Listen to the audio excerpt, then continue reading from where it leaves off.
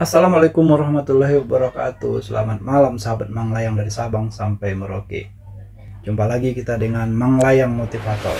Kali ini kita akan melanjutkan tutorial tentang seleksi ataupun tes seri ke-10 ya.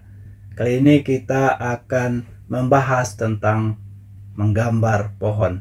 Jadi bagaimana kita menggambar pohon yang baik sehingga kita bisa mendapatkan nilai yang bagus pada saat psikotes. Tujuan tes gambar pohon ini adalah untuk mengetahui tanggung jawab, daya tahan dalam bekerja, percaya diri, ataupun tingkat kestabilan seseorang dalam bekerja yang dilihat dari gambar pohon yang dibuatnya.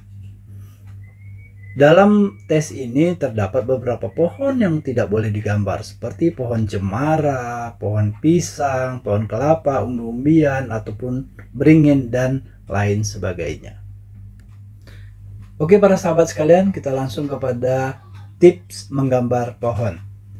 Tips yang pertama adalah membuat pohon yang mudah digambar dan terkesan kuat. Mudah digambar itu artinya kita tidak mengalami kesulitan dalam membuat gambarnya. Kita bisa menyelesaikan membuat gambar dengan waktu yang dialokasikan kepada kita. Pohon yang kuat menggambarkan Anda adalah orang yang tangguh, ulet, dan semangat dalam bekerja.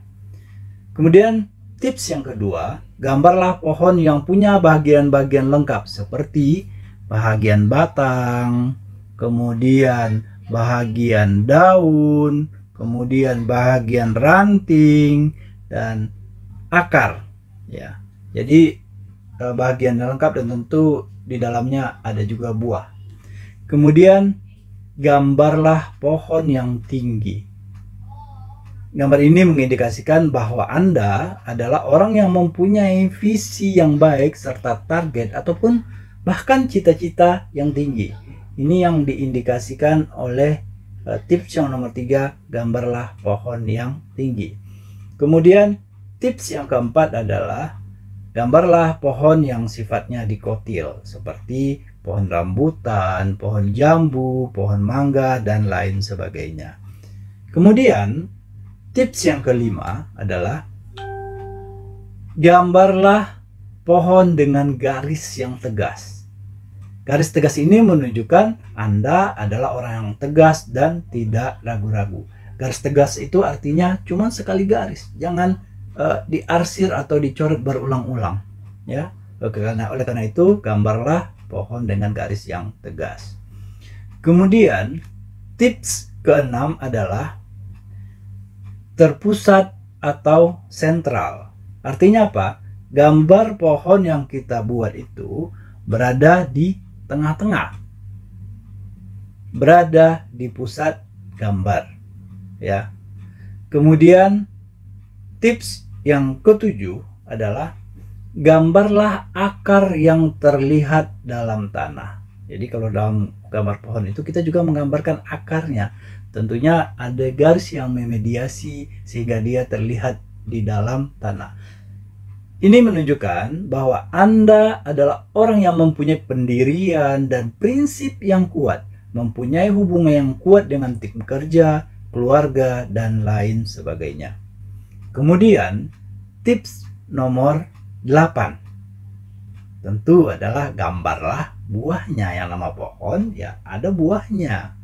Buah yang Anda gambar menunjukkan bahwa setelah Anda berhasil atau sukses, maka Anda adalah orang yang peduli dengan sekitar, tidak melupakan orang-orang di sekitar Anda. Anda perhatian dengan lingkungan Anda. Ini inti dari buah Anda. Buah adalah hasil yang memberikan manfaat kepada orang banyak. Kemudian gambarlah bagian daun. Daun ini boleh rindang ataupun boleh sedikit. Ini ada indikasinya masing-masing. Kalau pohon dengan daun yang rindang, ini mengindikasikan bahwa Anda adalah orang yang imajinatif, mampu mengerjakan beberapa tugas sekalipun, atau mungkin banyak ide. Sehingga jika beban kerja Anda tinggi dengan banyak pekerjaan, Anda tetap sanggup mengerjakannya. Sedangkan daun yang sedikit menandakan Anda adalah orang yang tertarik pada aktivitas tertentu, bekerja dengan antusias, dan memahami kelebihan Anda dengan baik.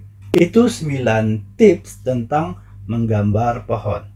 Oleh karena itu sahabat, mari kita coba melihat beberapa gambar atau mengevaluasi beberapa gambar yang kita ambil dari internet sebagai berikut.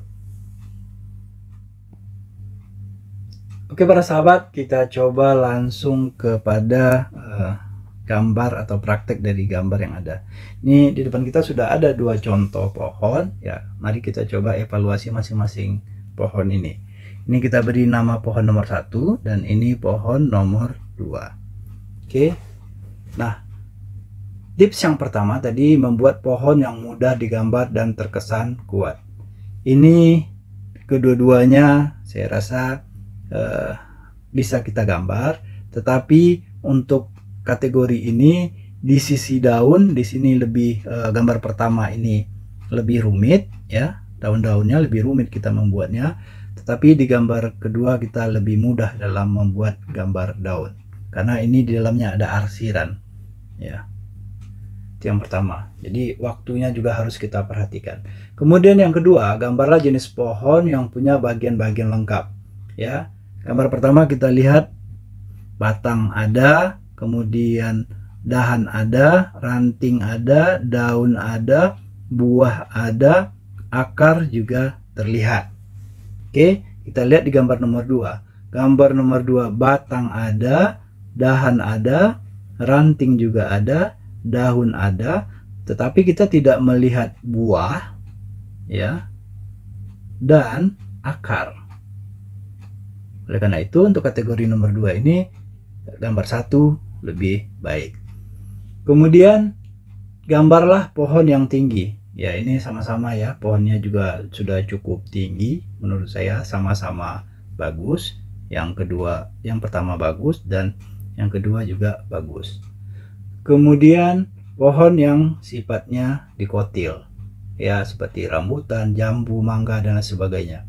Ini kita lihat mungkin kalau lihat dari sisi buahnya ini kemungkinan adalah pohon mangga ya, kategori dikotil tadi.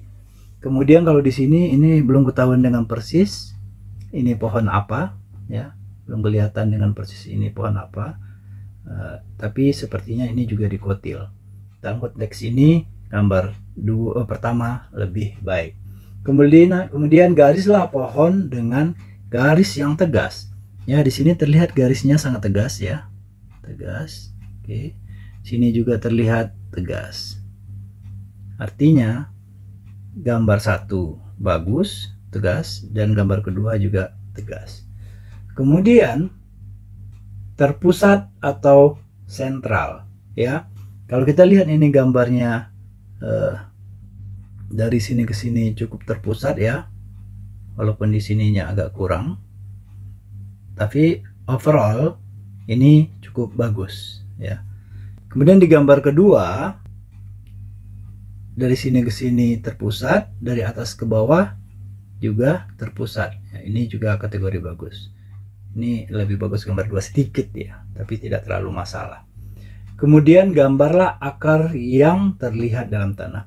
Gambar ini menunjukkan ini ada rumput ya, dan terlihat akar di dalamnya ya. Ini sesuai dengan apa yang kita sampaikan dalam tips ya, ini masuk. Kemudian di sini akarnya tidak terlihat, yang terlihat hanyalah rumput-rumput tetapi tidak melihatkan akarnya. Jadi gambar nomor 1 untuk akar lebih bagus. Kemudian gambarlah buah ya. Gambar nomor 1 kita melihat buah ya, ada beberapa buah di sini, banyak sekali buahnya, masuk kategori ya. Sementara gambar nomor 2 ini tidak terlihat ada buah di sini ya, jadi di sini kurang komplit ya dalam gambarnya. Kemudian gambar daun ya, gambar daun ini cukup rindang ya, cukup banyak, ini juga cukup sama-sama kategorinya menurut saya. Nah, jika lihat dari overall keseluruhan, maka di sini nilai positifnya atau lebih bagusnya lebih banyak di gambar pertama dibandingkan gambar kedua. Kelebihan gambar pertama adalah pohon mempunyai buah ya, buah mempunyai fungsi tertentu tadi, yakni menunjukkan bahwa setelah Anda berhasil atau sukses, maka Anda adalah orang yang peduli dengan sekitar, tidak melupakan orang di sekeliling Anda. Kemudian kelebihan gambar pertama lagi ada di akar. Ya, kelebihannya ada di akar, akarnya lengkap, dan yang lainnya hampir sama dengan gambar satu, tapi kelemahannya daunnya lebih rumit dalam menggambarkannya. Dan di gambar kedua garisnya terlihat tegas ya, cuman di sini tidak ada yang namanya buah dan akar. Ini koreksi dari kedua gambar ini. Oleh karena itu, satu hal lagi yang terpenting adalah namakan ini pohon apa. Misal mangga, sebutkan mangga. Kalau rambutan, sebutkan rambutan. Baiklah para sahabat sekalian, ini tutorial singkat dari saya, Manglayang Motivator.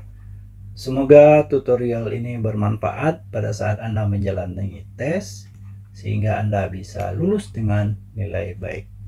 Selamat malam, salam sukses sahabat Manglayang. Assalamualaikum warahmatullahi wabarakatuh.